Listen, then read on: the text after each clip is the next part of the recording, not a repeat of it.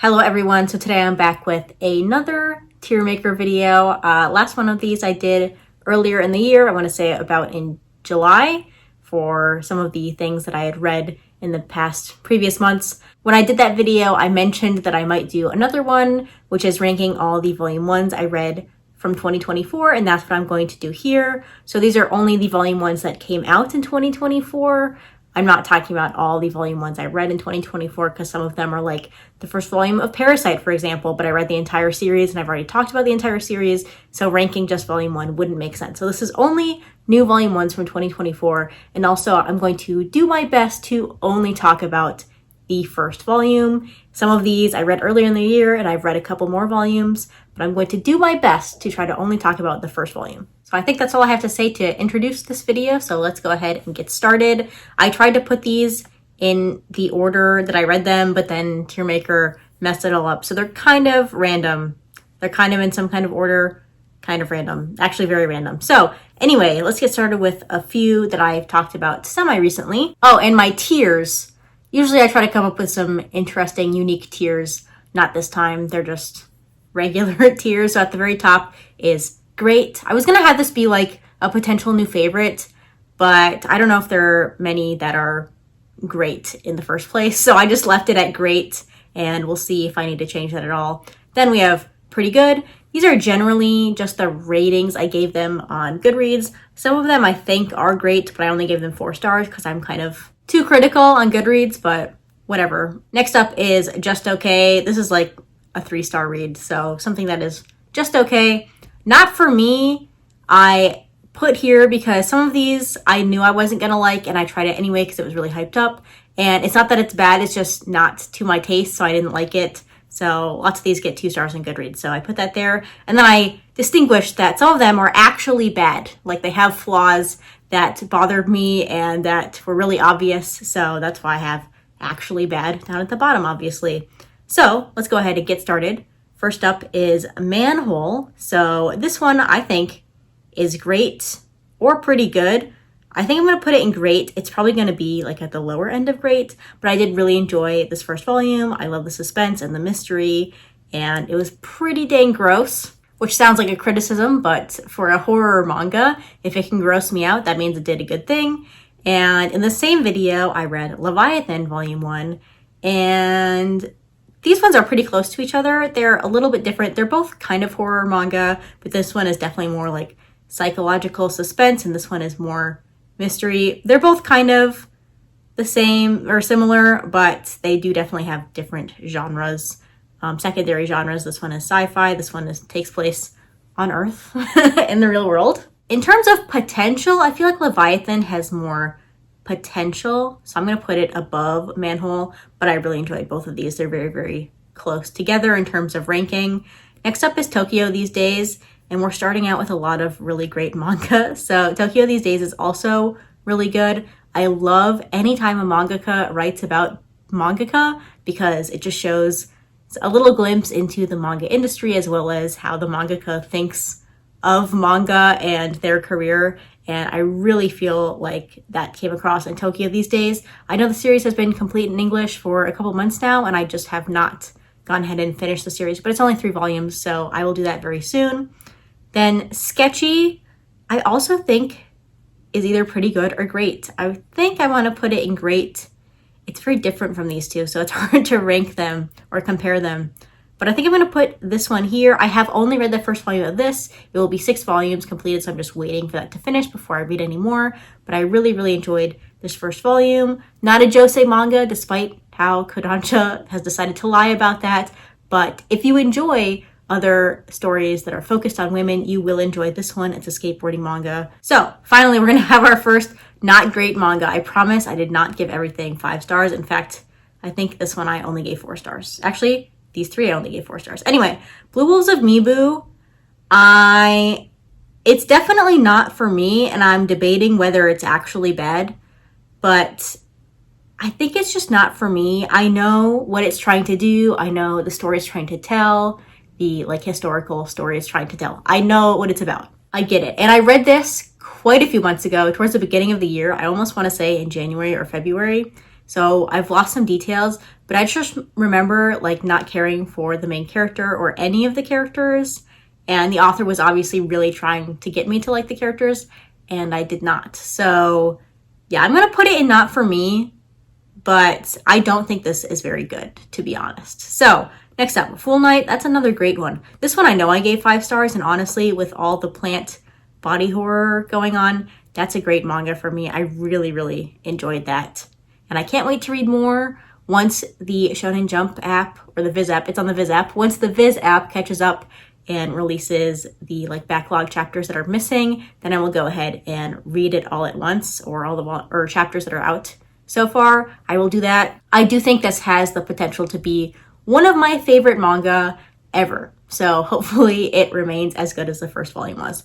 The Spellbook Library is probably just okay. I think I enjoyed it a lot more than other people did, so I'm tempted to put it in pretty good, but I think objectively this is just okay. Sometimes I'm super critical about things, but things I enjoy, like, it doesn't have to do much for me to enjoy it. So yeah, that one is okay. It's just okay. Semantic Error is a BL manhwa, and I read this one recently in the same video as a lot of these ones, and this one was pretty good. I don't think it's ever going to become a favorite, but I did enjoy this first volume. It was quite funny, and I haven't read a BL in a while, so it was a little bit refreshing. And of course, I love the pink cover, so I think it's going to go in pretty good. Don't worry, I promise some of these are going to go into these lower categories, but just the way that Tiermaker organized these, a lot of the first ones were really, really good, and this one is no exception to that. Auto is also going in great. I loved Auto. Volume 1, at least. I've read 3 volumes. I really enjoyed it, and I'm just waiting to read more because I don't want to read an action manga volume by volume with like 3 months wait in between. I don't want to do that. But again, we've got weird body horror with plants. I'm always going to love that, and I really like the art. It reminds me a lot of Akira, and the story was interesting, so that's a great volume 1 for me. And here we go, Goku Rakugai. This is not for me. I know people are really enjoying this. I thought the character designs were cool, the monsters were cool, but there's just too many. I wrote in my review, there are too many manga that are about people fighting big monsters, and that's all they are. And it just feels like a lot of these are style over substance. And in this case, I know people really enjoy it, but I just did not. I don't really want to read 700 versions of the same story, which is what this first volume felt like. You could say I didn't give it enough chance because I only read the first volume, but I am doing my best to just stop buying as many series as are releasing. So if a series gives me an opportunity to drop it, I'm gonna drop it. And Goku Rakugai did that from the first volume. Gachi Yakata was also just okay. I do think this one is a little bit more unique, and I think people are going to be annoyed that I put this above Goku Rakugai, but this one at least had a more interesting setting. And it was, the art also, it might not have been as technically detailed as Goku Rakugai, but it was more interesting. It was more unique. So also I like the whole garbage motif going on, I guess. But so I did definitely enjoy this, but I read the second volume and I decided to drop it then. It wasn't doing enough for me to keep reading it. Again, it gave me an excuse to drop it, so I dropped it. But it was, the first volume was just okay. God Bless the Mistaken was, the first volume was just okay. I do think volume 2 was pretty good. And yeah, but the first volume was just okay. I remember liking the second half better than the first half, I believe. All right, here we go. I know a couple people watching this video were waiting for this. This is our first actually bad manga. So maybe I'm just thinking of volume 2 because volume 2 was really, really bad. But Snowball Earth, this is like, I don't know what's going on with the manga industry this year or the series they're choosing to bring over. I feel like they're bringing over a ton of just new series that haven't found, they just have this shock factor, right? In this first volume, there's this big thing that happens, and so you want to keep reading it, but the actual story is not there. Like, it's not that good. It's just shock factor, style over substance. That's what I'm going to say for a couple of these. I shouldn't really judge this volume on volume 2, but if this, the highest this would go would be just okay. And I genuinely think this was not a good first volume. So it's going in actually bad. A Kingdom of Quartz is going to go in pretty good. I do think if the pacing was better, this could have gone in great for sure, but It's just the pacing was too fast, but I did really enjoy the story. I enjoyed the story in volume 2 as well. It is a really quite slow release schedule, but I am enjoying it, and so it's going to go in pretty good. Now, Cannibal is about cannibals. So, just like the plant powers, I do enjoy a story about cannibals. I also loved the suspense in this and the building tension in this remote village. I love the setting with all the snow. It's very creepy, and Cannibal is one of the best volumes I've read this year, and it's really, really unfortunate. I'm kind of regretting supporting the Kickstarter because I really want all the volumes in hardcover, but they're going to take, honestly, years, I think, to fulfill that Kickstarter. When they originally did the Kickstarter, they said it was going to be fulfilled in October of 2024. Obviously now it's December, and they've basically shown that they finished 2 books out of the 12.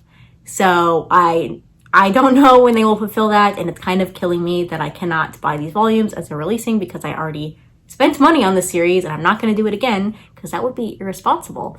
But I do really wish I could read more of this, and I'm just waiting. But I love this first volume, and that's what the point of this video is. So it's going in great. Next up is Trillion Game. This one is definitely not for me. I don't think this is bad in any way.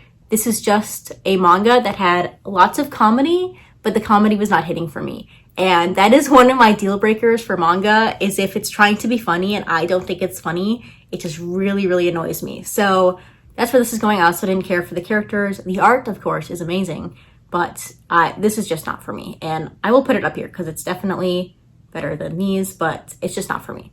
Another not for me manga, The Fable. Again, I don't think this is bad. I'm sure this is probably a good, enjoyable manga, but again, this is 100% a comedy manga. It was not funny. I'm sorry. And the fact that it's an omnibus, so I had to read 2 volumes of unfunny manga, really, really annoyed me. And yeah, this manga is just very hyped, very, very hyped.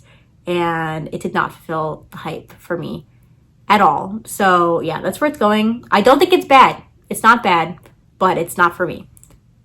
I do think it was funnier than Trillion Game though. Anyway, Steal the Celestial Shadows. This is going in just okay. I know people really, really enjoyed this first volume. I thought it was okay. I tried to read another series by this author as well, Kasane, and that one was also just okay.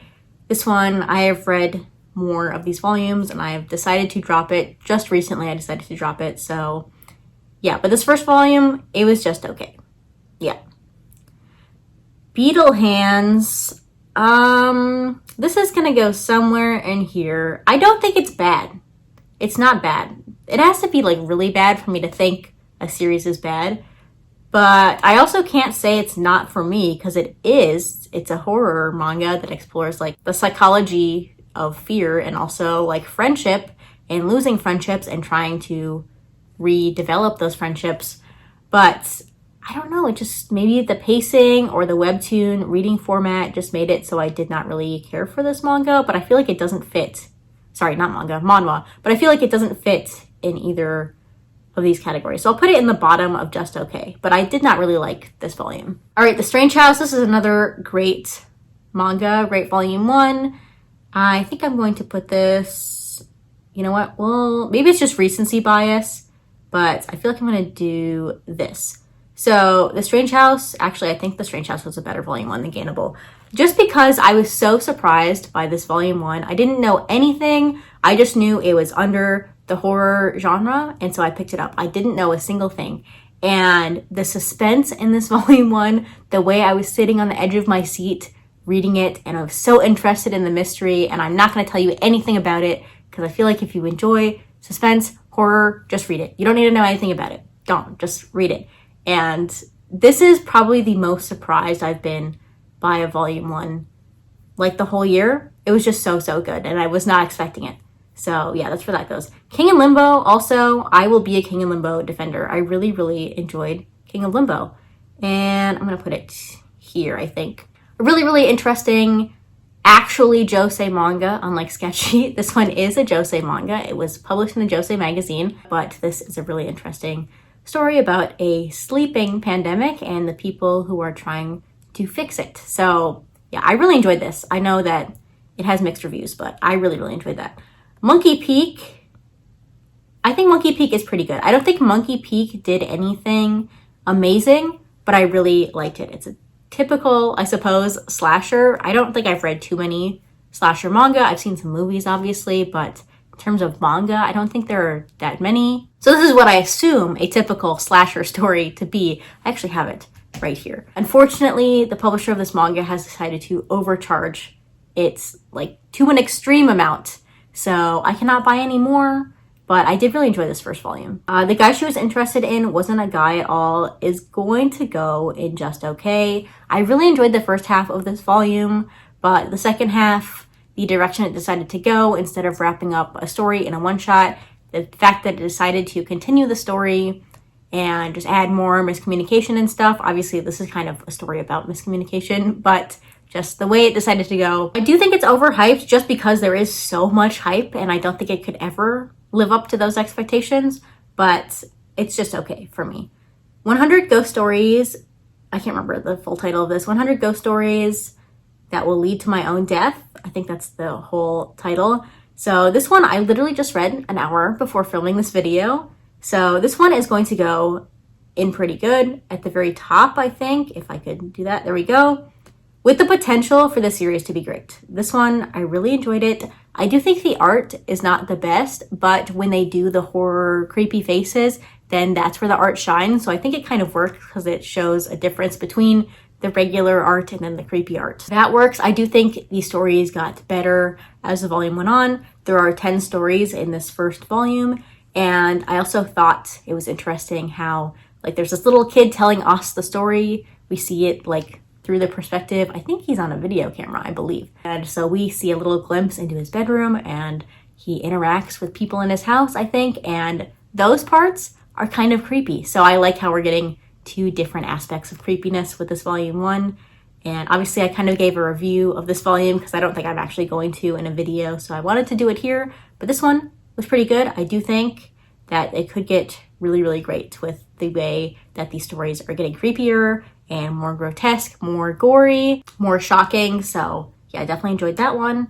Medalist Volume 1. This is one I read pretty early on in the year. This one is going to go in just okay. I think I'm going to put it here. So I have since read more volumes and I'm definitely enjoying it, but this first volume for me was just okay. I definitely had flaws with some of the characters, especially the side characters, and I wasn't fully convinced with the pacing, but I do think that it got better in later volumes. So the first volume was just okay. I'm going to put that there. Versus Volume 1.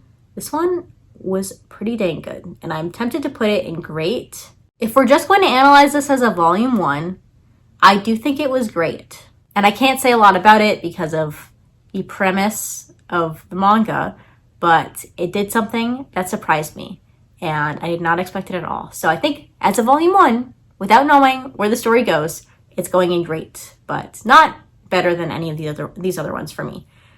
Next up, The Tree of Death, Imoto Hegui. This one is going in pretty good at the very top though. So I also have not finished this series yet. I've heard that the ending is rushed, but I'm only judging Volume 1. And to me, Volume 1 was pretty good. Definitely graphic, and very dark. Very, very dark. If you're interested in this, please look up trigger warnings if you need it. It's very dark, but I definitely enjoyed it. And I hope eventually we get to read Rainbow by the same author. I know based on a bit of the anime that I watched that it would be also very explicit and dark. So we'll see if that ever gets brought over, but I would like to read it eventually. But this one was there. I'm looking at what's left, and it's kind of funny the way this is shaping up. So Eden of Witches is also great. Maybe, again, this is recency bias, but I do think that it was very, very good. And I feel like I need to change the order of these. But Eden of Witches, love the art. Again, plant powers. I said in that video that I love plant powers, whether it's body horror or in a fantasy setting, as this one is. And as you can see, that is the case. There's more plant powers, a little bit of body horror with the giant wolf thing. And potentially, I saw the cover of Volume 2, and that one has some plant body horror. So hopefully that continues to be as good as the first volume was. All right, and on the other side of things, After God is bad. This is a bad volume. And I'm kind of nervous to say that, not because it's untrue, because honestly, I do think this volume has many, many flaws. And some people agree with me, but I've also seen a lot of really glowing reviews for this volume, and I truly do not understand because I did not like it at all. I almost couldn't finish it, and it just didn't make any sense in terms of world building. The characters were horrible, not enjoyable at all. It was obvious the author was trying to make these characters look cool, but there was just no coolness to be seen anywhere. So yeah, that's where that one has to go. And next up, and finally, My Name is Shingo. And where's My Name is Shingo gonna go? Honestly, it has to go up here. Like, this is just a series that is made for me. This is like the most made for me manga in existence. So I think it's gonna go there. I do remember the first volume had some pacing issues. I know people said it was boring, and this kid is just so excited to see a robot, but I love it. Just pages and pages and pages of the kid really excited to see the robot at his dad's work. But that's me. I want to see a robot. I love robots. So that's where I have to put My Name is Shingo. So honestly, this year I've complained over and over and over again about the state of the manga industry, in English at least, or the ones that are brought over. And I've just been really complaining about the manga that I've been reading. And maybe it's because these are all just volume ones, but judging on this amount of great manga, it's also been a really good release year for new manga. So maybe I'm just making up a problem that doesn't exist, or just when negative things happen, they're more obvious. But I have read some really, really great manga. Having only 2 series that are what I would consider genuinely bad, I think is not a bad reading year in terms of volume 1s. Obviously, I dropped all of these. I've dropped a couple of these since reading the next volumes.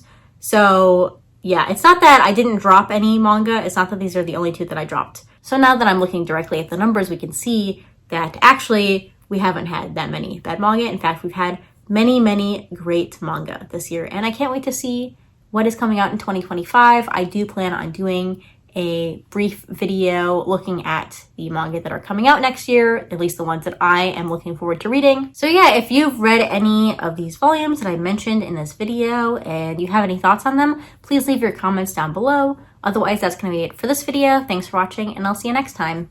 Bye!